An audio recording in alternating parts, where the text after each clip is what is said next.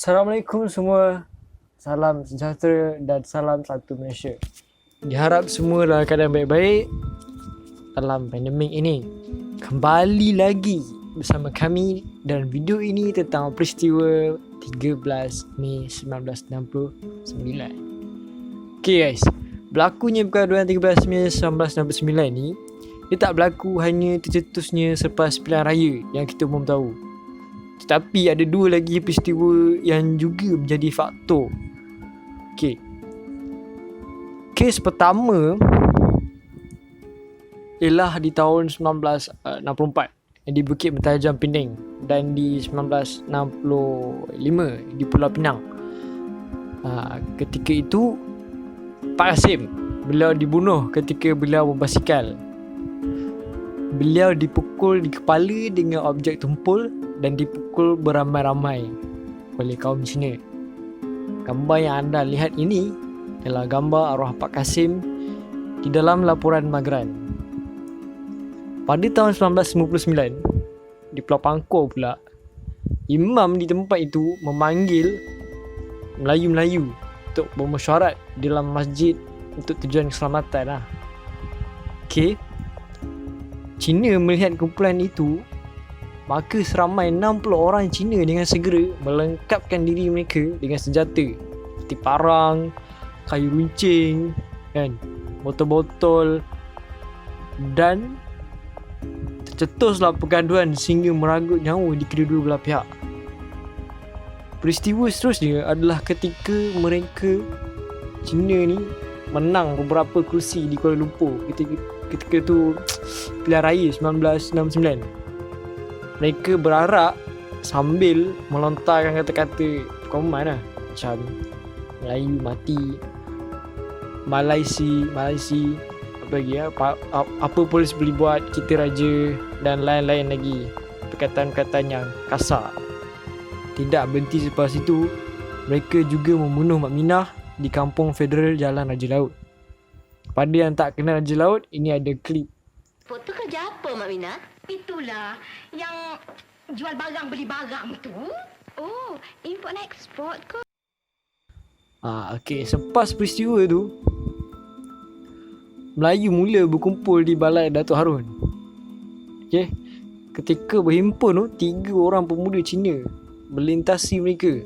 Apa lagi, Melayu tu tangkap, panggal kepala di situ juga.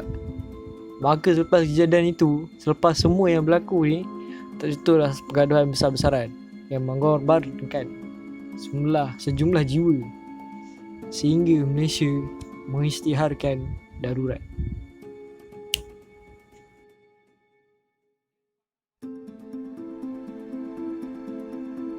Okey, nama saya Iman dan saya akan menceritakan apa hasil kajian kami daripada senario ini. Sifat perkauman boleh berlaku jika keadaan ini berlarutan di dalam masyarakat. Ia juga boleh menimbulkan kesan-kesan negatif dan seterusnya memberi impak buruk kepada masyarakat, maupun dari segi mental dan juga fizikal. Sebagai contoh di Malaysia, rakyat pernah mengalami peristiwa berdarah akibat dalam peristiwa 13 Mei 1969. Peristiwa tersebut telah menyebabkan kerajaan Malaysia masa tersebut terpaksa mengisytiharkan darurat di seluruh negara. Rusuhan kaum juga boleh menyebabkan pengasingan kumpulan-kumpulan tertentu dari segi aspek pelajaran, perumahan maupun pekerjaan. Ini kerana di dalam Malaysia terdapat pelbagai bangsa tidak seperti negara Indonesia dan terdapat pelbagai bangsa. Tetapi kerajaan Indonesia menghapuskan kesemua identiti asal bangsa dan menggunakan identiti bangsa Indonesia sahaja. Terdapat kesan buruk kepada sosial dan juga ekonomi. Sebagai contoh, rusuhan kaum juga akan menjejaskan ekonomi negara kerana hal ini demikian menjadi serius. Maka darurat akan dilaksanakan dan seterusnya kesemua aktiviti perniagaan akan dihentikan. Ini menyebabkan pelaburan dari luar berhenti melabur di Malaysia dan negara akan mengalami kerugian dari segi ekonomi.